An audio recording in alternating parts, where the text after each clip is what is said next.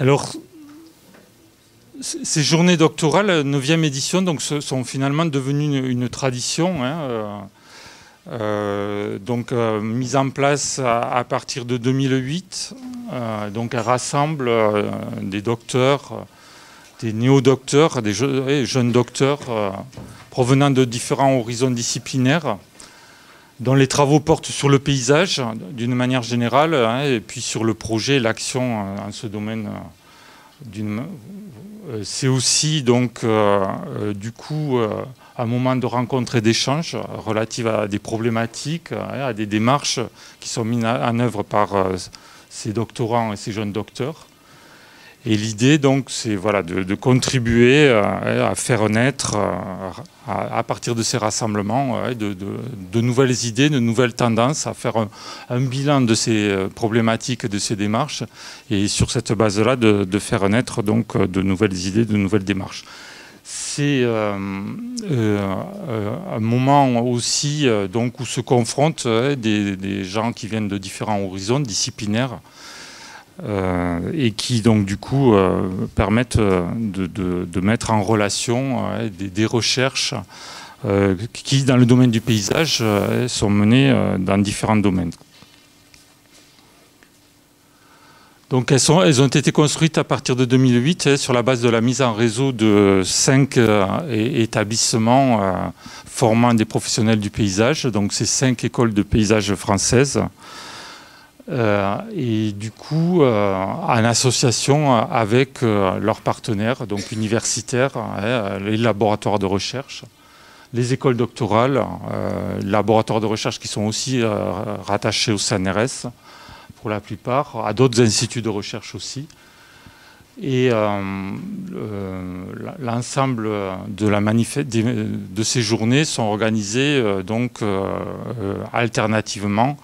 Alors au début, donc tous les ans, hein, dans chacune des 5 écoles de paysage, et puis à partir de 2012, hein, donc sur une fréquence de tous les 2 ans.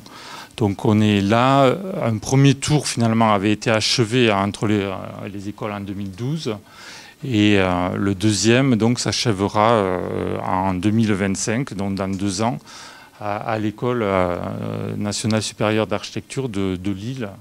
De paysage de Lille, pardon.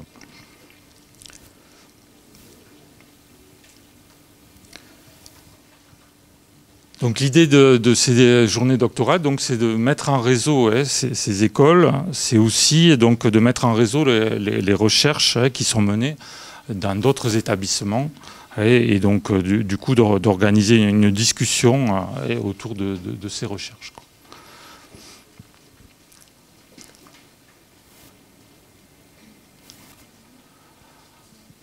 Donc, si on fait le point par rapport à cette 9e édition, l'idée, c'était de l'inscrire dans la célébration en fait de la loi paysage. On est en 2023, donc sur le 30e anniversaire de cette loi paysage. Et avec l'idée donc d'avoir un moment par rapport à cette loi paysage où on puisse faire un bilan des recherches qui ont été menées ces dernières années dans ce domaine-là. Ça a été, il y a un manque de recul quand même par rapport à ces recherches. Donc il faudra qu'on en discute et voir comment on peut, du coup, au cours de ces 2 journées, se positionner par rapport à ce 30e anniversaire de la loi paysage. Avec l'idée aussi que cette loi paysage était au début des années 90 un tournant en matière d'action et de projet en matière de paysage, mise en place de nouvelles politiques. On est passé d'un paysage relevant plutôt du pittoresque à un paysage ordinaire du quotidien.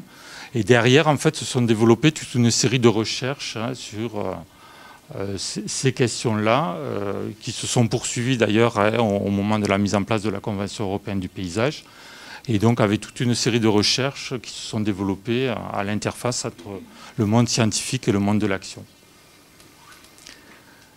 Donc ça, c'est un premier bilan. C'est quelques éléments de réflexion qu'on lance,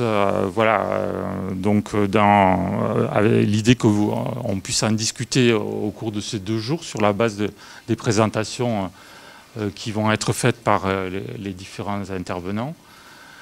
Et le constat qu'on peut faire, c'est que finalement, le monde scientifique a suivi le monde de l'action, et donc les recherches se sont développées. Ces journées doctorales de paysage organisées à partir de 2008 sont notamment le signe de ce développement des recherches dans le domaine du paysage, à partir aussi de programmes de recherche qui ont été portés par différents ministères. Et on a une sorte de paradoxe, alors là aussi c'est un peu lancé à la réflexion, mais un sort de paradoxe nous semble-t-il aujourd'hui. Donc une certaine vitalité de la recherche en paysage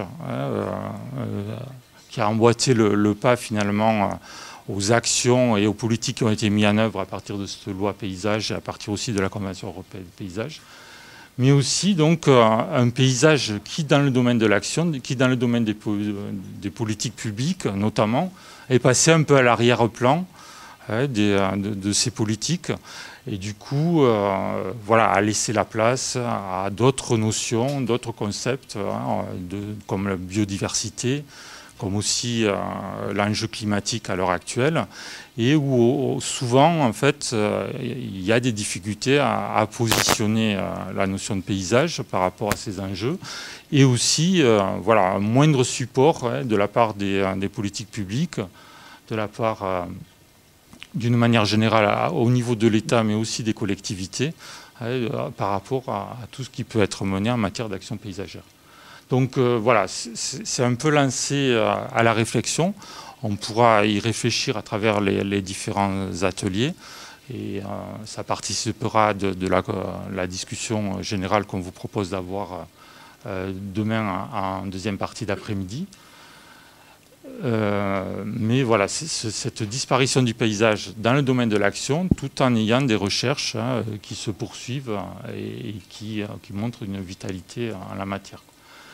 Donc cette disparition un peu du paysage dans le domaine de l'action, c'est montré aussi par différents appels, tribunes récentes.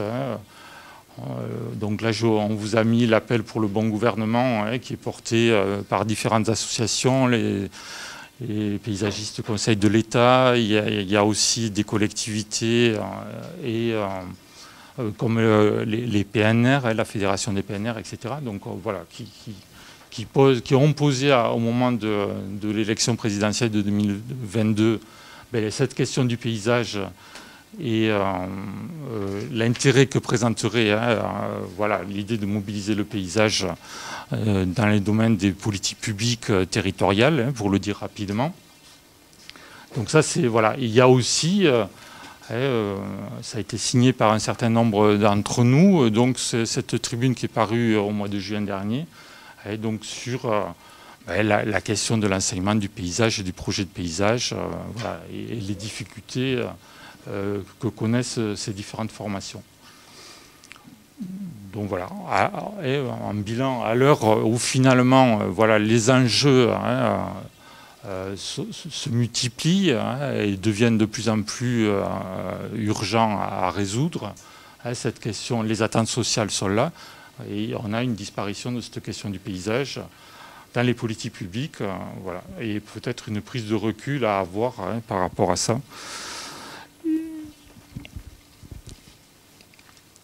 Donc ça, c'était quelques éléments de réflexion qui sont lancés. On va rentrer un peu plus dans la façon dont on a pensé ces journées. Donc 27 communications retenues, 7 sessions ateliers, c'est Cyril qui va en parler. Juste quand même positionner parmi les choses qui ont été mises en place. Donc 2008, finalement, ça a été une année de mise en place de ces journées doctorales en paysage. Ça a été aussi l'année,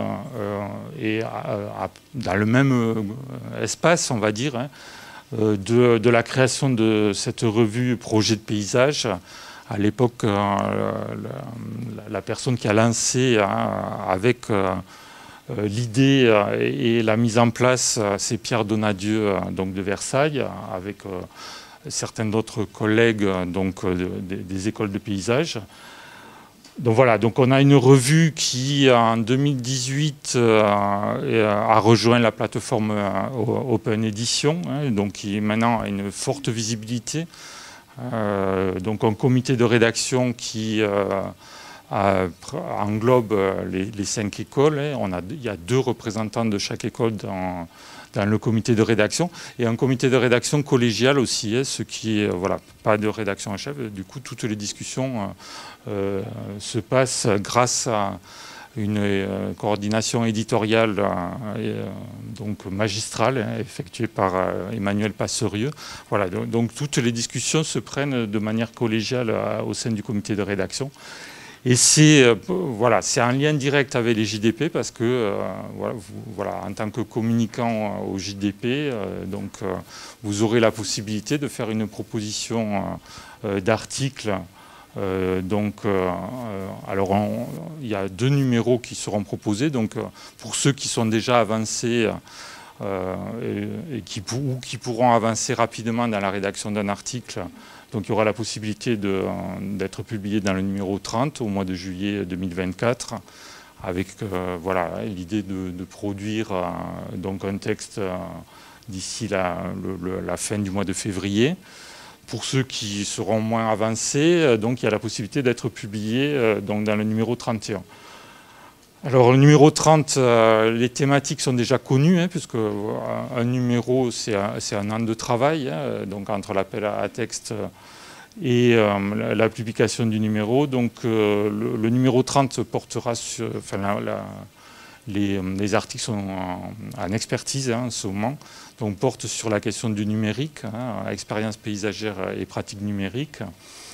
Et le numéro 31, l'appel à texte, on vient de l'achever, va donc paraître ces prochains jours.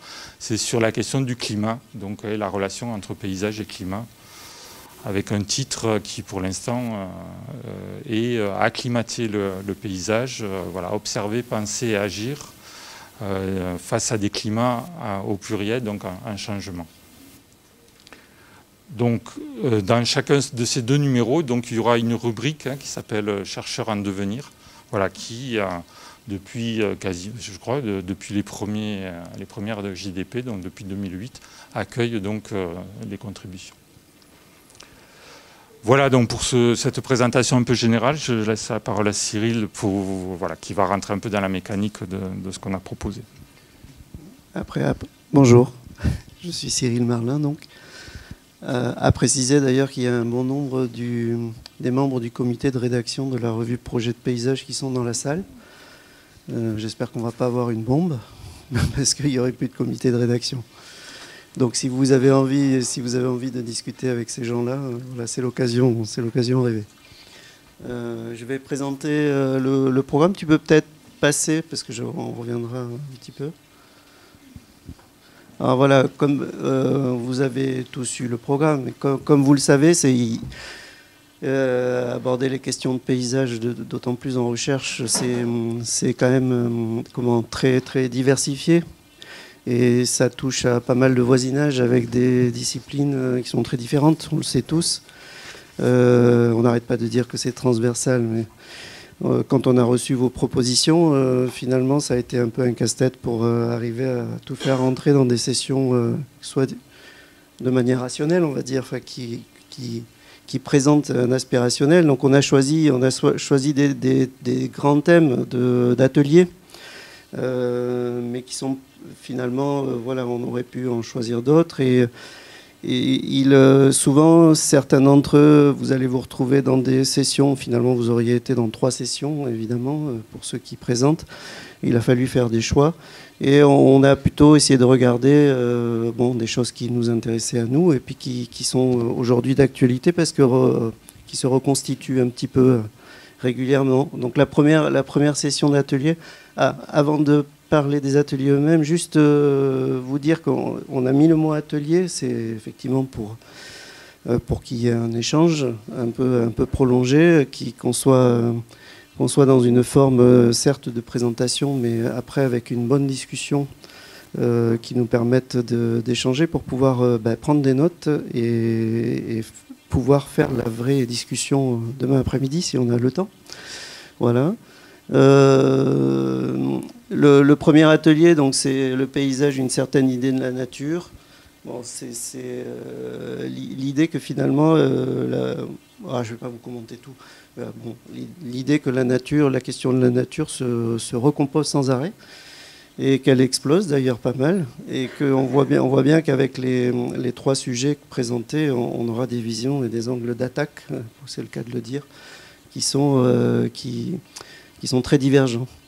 Ensuite, l'agriculture et projet de paysage. Donc le premier animé par Audrey Marco et Sylvie Servin. Je ne sais pas si Audrey Marco... Sylvie est là. Oui, Audrey est là. D'accord.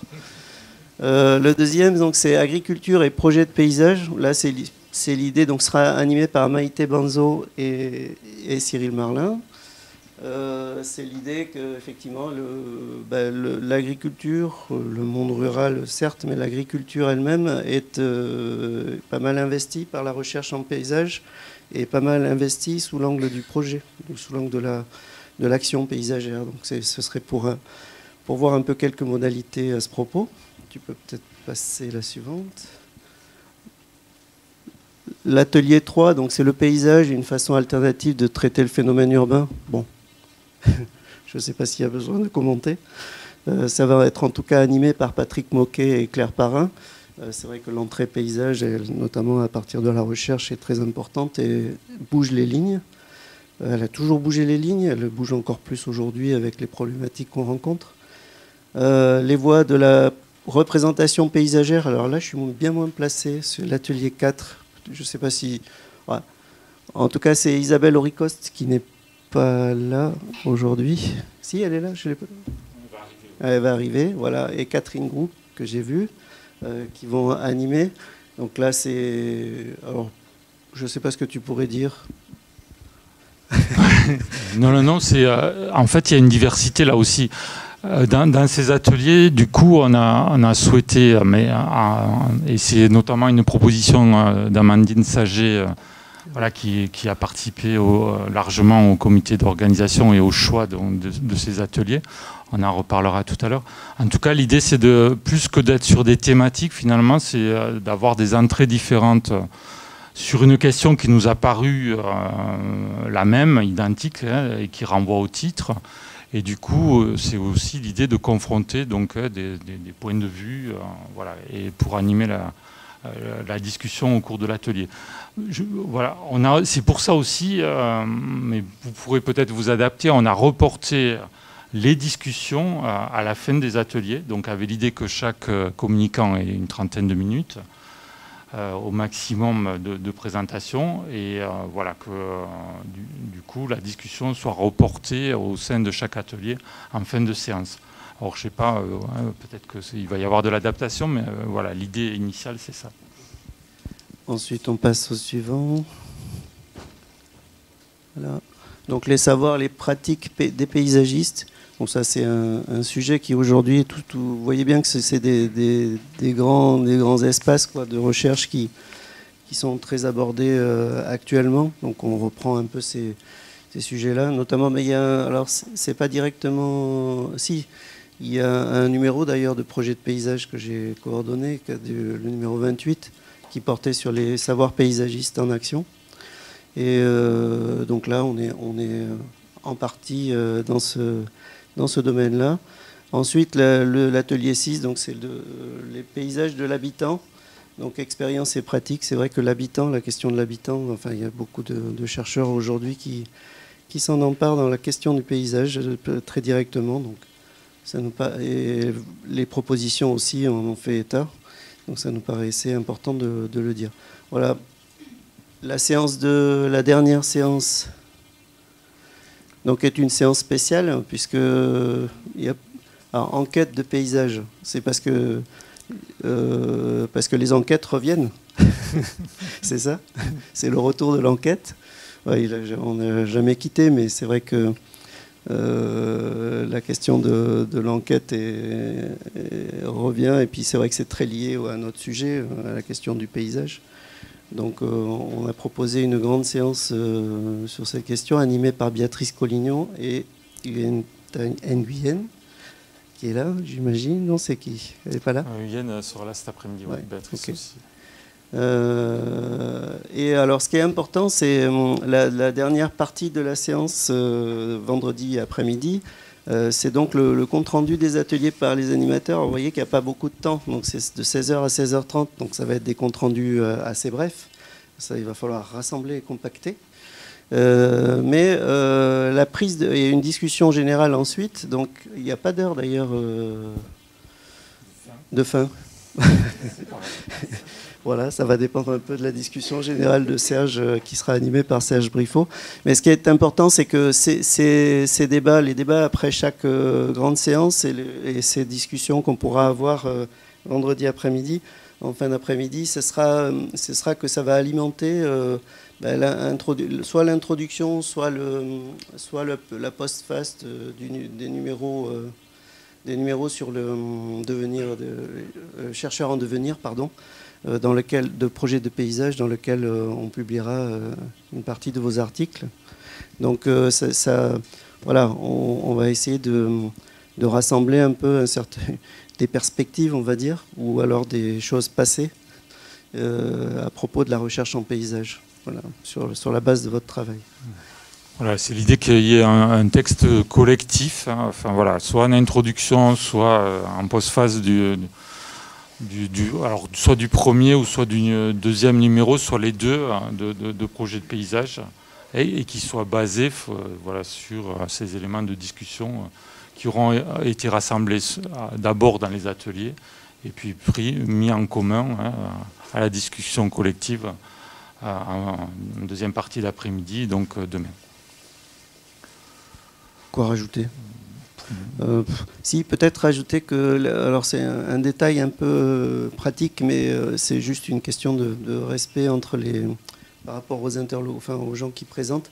C'est que vous avez fait votre choix, j'imagine, dans les séances là, et parfois vous allez vouloir passer peut-être d'une séance à une autre. Je ne sais pas, c'est possible. Si vous voulez faire ça, faites-le très très très très très discrètement. Voilà, parce que vous risquez d'arriver dans l'autre séance alors que c'est en cours. Donc vous pouvez le faire, bien sûr, mais c'est juste prendre des précautions pour éviter de déranger. Voilà. Voilà, juste pour finir, voilà, rapidement vous rappeler qu'il y a donc cette session sur le terrain donc de samedi. Le soleil est annoncé, avancé aussi du coup.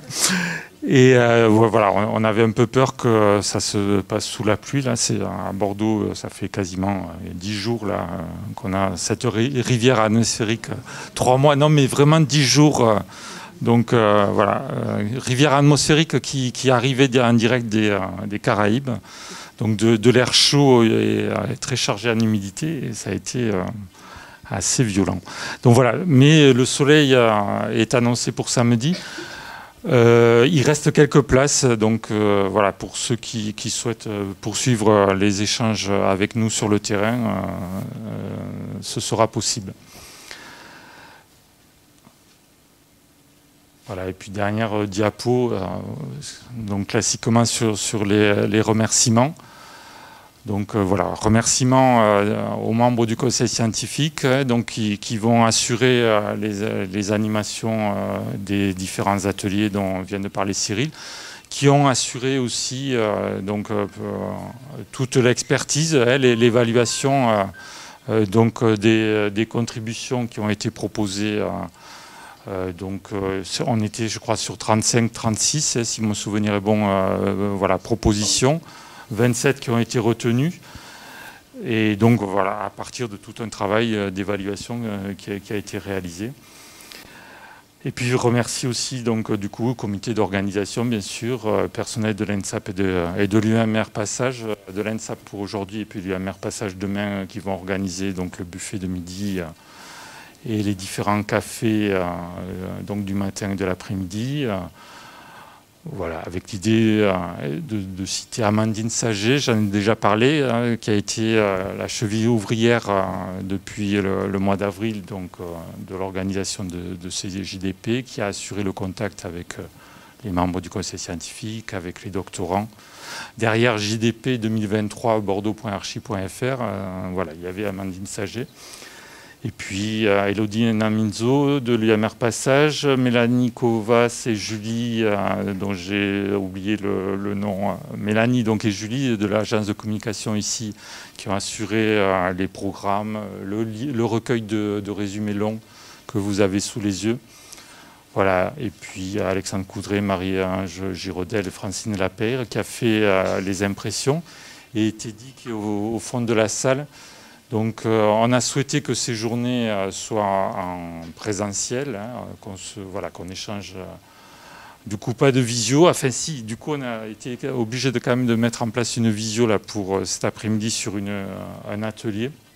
Mais voilà, Teddy va capter l'ensemble des séances, des ateliers avec 2 caméras et avec l'idée qu'il en fasse un montage qui sera mis sur les chaînes de l'ENSAP et de l'UMR Passage, donc chaîne YouTube pour l'ENSAP et puis PassTube pour l'UMR Passage. Plutôt au mois de février, mois de mars, hein, c'est ça, Teddy, il faut, bon, même avant, donc du coup voilà. Dans 10 jours. Est-ce qu'il faudra du coup faire signer des autorisations ou pas ouais. Donc voilà, donc on vous demandera là, voilà, donc on fera circuler des autorisations pour diffusion de l'image, des images d'ailleurs. Voilà, donc c'est parti. Donc sur la séance de l'atelier 1, voilà, ça reste ici là dans cet amphi 3 et l'atelier 2 donc passe sur l'amphi 2 qui est de l'autre côté. Allez, bonne journée à tous.